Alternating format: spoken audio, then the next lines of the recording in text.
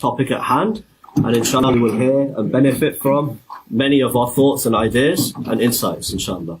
So if I can just get a sense of people who wanted to contribute. I had been, Sheikh Arif, I'll ask for your apology, because in the last gathering, I very much wanted to hear Mufti Farooq speak, but he refused, actually. And today he has kindly gestured towards me that he's ready. So he has to do qada from last time. So we will give Mufti Farooq the first opportunity. Thanks. Bismillah ar-Rahman ar-Rahim. Alhamdulillah Rabbil Alameen. Wassalatu wassalamu ala ashrafil anbiya wal mursaleen. Sayyidina wa Maulana Muhammad wa ala alihi at-tayyibin at-tahirin al-mutahharin. والصحابة المنتجبين ومن تبعهم بإحسان إلى يوم الدين.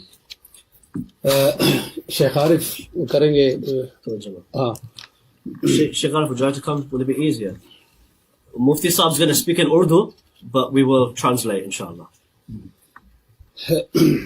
فدق کا جو قضیہ ہے یہ تاریخ کا نہیں ہے، یہ پیغمبر کی جائیداد اور نبی اکرم کی بیٹی اور پہلے خلیفہ کے درمیان ایک قضیہ ہے، اور ہمارے لیے رہنما کتاب جو ہے وہ کتاب اللہ ہے، نہ نہج البلاغہ ہے، نہ بخاری ہے، اور نہ اصول کافی ہے. بنیاد جو ہے وہ قرآن ہے. تو ہم نے یہ دیکھنا ہے کہ اس مسئلے پر قرآن ہماری رہنمائی کیا کرتا ہے. یہاں شیعہ اور سنی کے درمیان یہ معاملہ چلتا ہے کہ سنی یہ کہتے ہیں کہ رسول اللہ کی تو یہ پراپرٹی تھی ہی نہیں، یہ تو مال فے تھا، تو جب رسول اللہ کی ملکیت ثابت نہیں تو وراثت کہاں سے آ گئی؟ اور بقول شیعہ کہ اگر انہوں نے ہبہ کیا ہے اپنی بیٹی کو تو اس مال کے مالک نہیں تھے، تو ہبہ کیسے کر لیا ہے؟ تو قرآن جو شیخ رجانی نے اور شیخ عبدالحمید قصوری نے جو آیت پیش کیا سورہ الحشر کی، اسی کے اندر رسول اللہ کی ملکیت ثابت ہے. ما افاء اللہ علی رسولی منہم فما اوجفتم علیہ من خیل ولا رکاب ولکن اللہ یسلط رسلہ علی من یشاء. میرا پوائنٹ یہ ہے یسلط رسلہ، تسلط کیا ہے؟ علماء بیٹھے ہیں وہ کریں گے، علماء بیٹھے ہیں وہ جانتے ہیں کہ تسلط کیا چیز ہوتی ہے. تو یہ تسلط کا جو لفظ ہے یہ پیغمبر کی ملکیت کو ظاہر کر رہا ہے. ایک یہ پہلا پوائنٹ ہے. دوسرا یہ ہے کہ کیا نبی کی وراثت ہوتی ہے یا نہیں. یوصیکم اللہ فی اولادکم للذکر مثل حظ الانثیین، سورہ نساء کے اندر اللہ رب العالمین نے یہ بتا دیا ہے کہ تمام امت کی، تمام مسلمانوں کی وراثت ہے، اور اس کے اندر وَلِكُلٍّ جَعَلْنَا مَوَالِيَ مِمَّا تَرَكَ الْوَالِدَانِ وَالْأَقْرَبُونَ. وَلِكُلٍّ، یہاں وَلِكُلٍّ کا جو لفظ ہے یہ میرا پوائنٹ ہے کہ ہر ایک کے لیے ہم نے وراثت مقرر کی ہے، وراثت کا قانون ہم نے طے کر دیا ہے. اب یہ چاہیے کہ رسول اللہ کی اگر وراثت نہیں ہے وہ اس وَلِكُلٍّ جَعَلْنَا کے اندر شامل نہیں ہے، کہ ایسی ہونی چاہیے کہ جس کے اندر رسول اللہ کو مستثنا کیا گیا ہو، کہ ساری امت کی وراثت تو چلے گی قرآن کے اس قانون کے مطابق، لیکن پیغمبر کی وراثت نہیں ہوگی، اس کی نہیں چلے گی. تو لہذا قرآن کریم کے خلاف ہے یہ چیز کہ رسول اللہ کی وراثت نہیں تھی، اور قرآن نے ان کو یہاں سے خارج نہیں کیا. اب حضرت ابو بکر رضی اللہ عنہ نے حضرت فاطمہ کے کلیم کو رد کرنے کے لیے جو روایت پیش کی، بخاری میں بھی ہے، مسلم میں بھی ہے، دوسری تمام شیعہ کتابوں میں بھی ہے اور سنی کتابوں میں بھی. اس کے اندر 3 پوائنٹ ہیں. ابھی دونوں علماء نے، دونوں اسکالرز نے وہ حدیث پیش کی ہے، میں اس کی تفصیل میں نہیں جاؤں گا، وقت کم ہے. اس کے 3 اجزاء ہیں. پہلا جز یہ ہے کہ انبیاء کسی کے وارث نہیں ہوتے، یعنی وہ اپنے والدین کی وراثت نہیں لیتے. دوسرا پوائنٹ یہ ہے کہ انبیاء کی وراثت نہیں ہوتی، ان کا کوئی رشتہ دار اور ان کے کوئی قریبی جو ہیں عزیز وہ ان کی وراثت نہیں لے سکتے. اور تیسرا پوائنٹ یہ ہے کہ جو کچھ انبیاء چھوڑتے ہیں وہ صدقہ ہے. اب یہاں سوال یہ ہے کہ انبیاء کی وراثت نہیں ہوتی، تو رسول اکرم صلی اللہ علیہ وآلہ وسلم نے اپنے والد گرامی حضرت عبداللہ بن عبد المطلب کی وراثت لی ہے. اس میں 3 چیزیں تھیں. ایک وہ ان کا مقام تھا جو ان کا آبائی مقام تھا.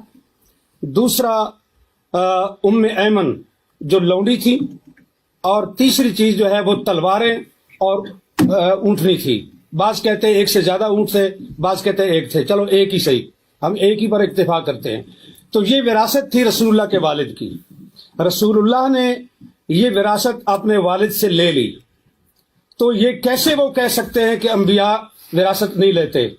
آپ بچپن میں وراثت لے چکے، اور نبوت ملنے کے بعد آپ نے کہا ہم کسی کے وارث نہیں ہوتے.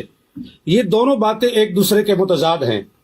یہ قول اور یہ عمل، یہ دونوں ایک دوسرے کے خلاف ہیں. تو رسول اللہ نے اپنے والد کی وراثت لی ہے، لہٰذا یہ بات درست نہیں کہ انبیاء کسی کے وارث نہیں ہوتے. دوسری چیز ہے کہ انبیاء کی اولاد جو ہے اس کی کوئی وارث نہیں ہوتی، وہ وارث نہیں ہوتی، تو وہ وارث سلیمان و داؤد. اور حضرت زکریا علیہ السلام نے جو کہا کہ انی خفت الموالی من ورائی، یہ علماء کے لیے یہ لفظ جو ہے یہ قابل غور ہے اہل علم کے لیے، کہ حضرت زکریا یہ کہہ رہے ہیں کہ انی خفت الموالی، میں موالی سے ڈرتا ہوں، مجھے ڈر ہے، اس لیے میں تجھ سے مانگ رہا ہوں کہ مجھے ایک وارث چاہیے. اب یہاں جو سکالر یہ فرماتے ہیں کہ یہ وراثت علم کی وراثت تھی، نبوت کی وراثت تھی، تو خفت الموالی کو آپ کہاں لے کے جائیں گے؟ کیا حضرت زکریا کو اپنے موالی سے یہ ڈر تھا کہ وہ میرا علم چھین لیں گے، میری نبوت چھین لیں گے؟ انہیں ڈر اس چیز کا تھا کہ جو میری پراپرٹی ہے اور جو میری جائیداد ہے، میرے بعد میرے موالی اس پہ قابض ہو جائیں گے، اور اسی لیے انہوں نے اس پہ قابض ہو جائیں گے، اور اسی لیے انہوں نے یرثنی و یرث من آل یعقوب یہ انہوں نے مانگا. اور اسی چیز کو حضرت فاطمہ نے حضرت ابو بکر کے سامنے یہ پیش، وہ صحیح معنوں میں موالی تھے، ہماری پنجابی زبان میں موالی کہتے ہیں، موالی لو. مفتی صاحب ذرا سے اگر خلاصہ کر سکے. جی بالکل خلاصہ کرو. پچھلی ساری کتاب تو گزارش یہ ہے کہ یہ ہے قرآن، اور یہ کہہ رہے ہیں ڈاکٹر علی کے وقت نہیں ہے تو میں اس کو مختصر کرتا ہوں، صرف تاریخی لحاظ سے ایک چیز پیش کر کے، کہ حضرت ابو بکر اور حضرت عمر کے دور میں گورنمنٹ کے قبضے میں رہا فدق. حضرت عثمان نے سارا مروان کو بخش دیا. اگر مسلمانوں کی پراپرٹی تھی تو تیسرے خلیفہ کو یہ حق کس طرح تھا کہ وہ مروان بن الحکم کو سارا دے دے؟ پھر حضرت عثمان کے بعد امیر شام معاویہ بن ابی سفیان کا دور آیا. انہوں نے حضرت عثمان کے بیٹے اور حضرت اس کو مروان کو اور اپنے بیٹے کو، ان تین کے درمیان فدق کو تقسیم کیا جناب معاویہ بن ابی سفیان نے. عمر بن عبدالعزیز آئے، انہوں نے یہ، اور پھر مروان نے یہ جائیداد وراثت کے طور پر اس کی اولاد کو پہنچی، عبدالعزیز بن مروان کو، اور اس کے ذریعے سے حضرت عمر بن عبدالعزیز تک پہنچی. عمر بن عبدالعزیز نے سارا فدق جو ہے وہ اولاد فاطمہ کو واپس کیا، یہ کہہ کر کے کہ یہ ان کا حق ہے، ان کے ساتھ زیادتی ہوئی ہے. اب سوال یہ ہے کہ فیصلہ حضرت ابو بکر کا درست تھا، فیصلہ حضرت عثمان کا درست تھا، فیصلہ عمر بن عبدالعزیز کا درست تھا، اور اس کے بعد کی تاریخ انہوں نے بتا دی. یہ مامون الرشید تک پہنچتا ہے، اور مامون کے بعد پھر حکومت کے قبضے میں آیا، اور پھر آج تک بنو فاطمہ کو وہ واپس نہیں مل سکا. تو یہاں میرا پوائنٹ یہ ہے کہ یہ جو حدیث پیش کی جاتی ہے یہ قرآن کے خلاف ہے. اہل سنت کے محدثین کے اصول کے مطابق قرآن پر پیش کرو، درایت پر پیش کرو. اگر اس لحاظ سے روایت ٹھیک ہے تو قبول کی جائے گی، ورنہ اس کو رد کیا جائے گا. بخاری کے اندر روایت آنے کا یہ مطلب نہیں ہے کہ ہم اس کو آنکھیں بند کر کے قبول کر لیں. یہ روایت قرآن کے شریعت خلاف ہے. بسم اللہ الرحمن الرحیم.